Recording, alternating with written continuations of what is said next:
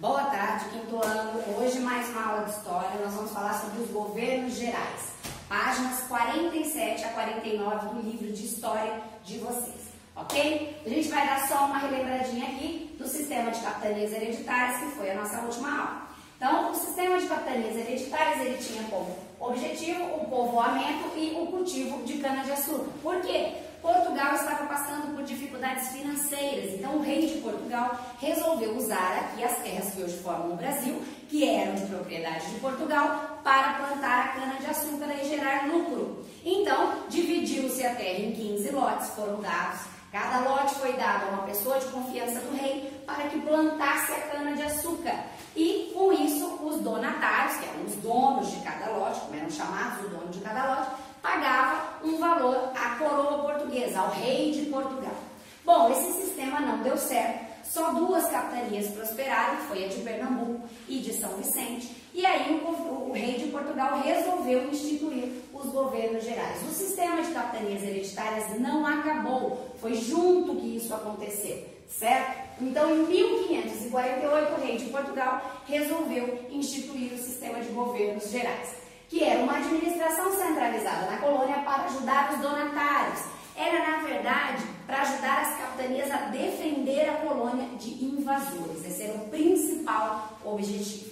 Bom, a função do governador-geral era dar assistência às capitanias, defender os colonos, além de incentivar o cultivo de cana-de-açúcar, a exploração do pau-brasil e a procura de outras riquezas. Então, era para incentivar o cultivo de cana-de-açúcar já feito aqui nas capitanias hereditárias, na época da instituição das capitanias, a exploração do pau-brasil desde a descoberta das novas terras, e eles pretendiam procurar novas riquezas no interior do território.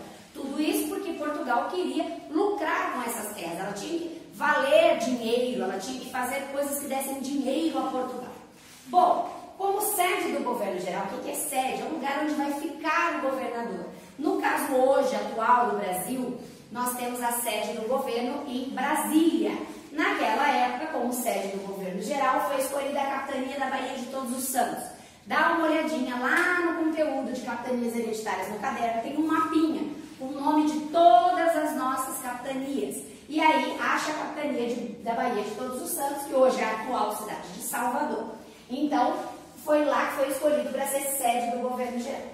O primeiro governador-geral começou a governar em 1549, foi Tomé de Souza. Ele fundou a cidade de Salvador, que foi a primeira capital da colônia. Na época não se chamava Brasil, mas foi a primeira capital do nosso país. Bom, vieram com ele muitos colonos, quando ele veio para assumir o governo geral do Brasil, muitos colonos, os primeiros jesuítas, entre ele o padre Manuel de Nóbrega, vai ser um nome que a gente ainda vai escutar, para catequizar os indígenas. O que é catequizar? É ensinar a religião cristã, porque os índios acreditavam em outros deuses, em vários deuses. E a Europa, Portugal, era toda católica, toda cristã.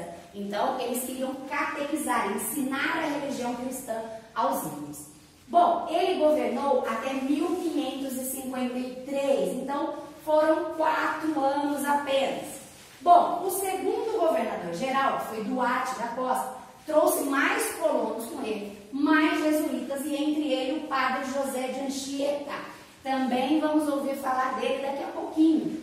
Bom, no segundo governo geral, que foi o de Duarte da Costa, nós tivemos muitos problemas. Por quê? Os povos indígenas se revoltaram contra a escravidão, porque eles plantavam cana-de-açúcar, retiravam o pau-brasil, e quem era que fazia esse trabalho? Os índios. Se é escravidão, é um trabalho forçado. Então, obviamente, os índios não estavam contentes, então eles se revoltaram contra a escravidão e houve muitas lutas entre ele e os colonos portugueses que aqui habitavam. Os franceses, lembra quando nós falamos lá sobre a chegada dos portugueses, que os franceses também queriam as riquezas que a nova terra aqui oferecia? Então, os franceses invadiram o Rio de Janeiro, que hoje é a atual cidade do Rio de Janeiro. Os tamoios, que eram uma das tribos indígenas que tinha aqui, eles se aliaram aos franceses e outros grupos indígenas contra os colonos e os portugueses, porque eles estavam descontentes com a forma de colonização, né? E aí eles criaram uma coisa chamada Confederação dos Tamoios, que era um grupo que era contra os portugueses e a forma que os portugueses estavam colonizando a nova terra, que na verdade já era habitada pelos índios antes deles chegarem aqui, os portugueses chegarem aqui. Um dos acontecimentos mais importantes no segundo governo geral de Duarte da Costa foi a fundação do Colégio de São Paulo. Por que eu tinha dito aqui, ó, o jesuíta Padre Manuel de Nóbrega e o José de Anchieta eram importantes? Porque foram eles dois que fundaram o Colégio de São Paulo em 25 de janeiro de 1554. Perto, onde eles fundaram o colégio, foi em volta desse colégio, é que surgiu a cidade de São Paulo. Não era tão grande como a gente conhece hoje, mas foi ali em volta do Colégio de São Paulo, criado pelo Padre Manuel de Nóbrega e José de Anchieta, que surgiu a cidade de São Paulo. Então, Duarte da Costa governou até 1557, também durante 4 anos.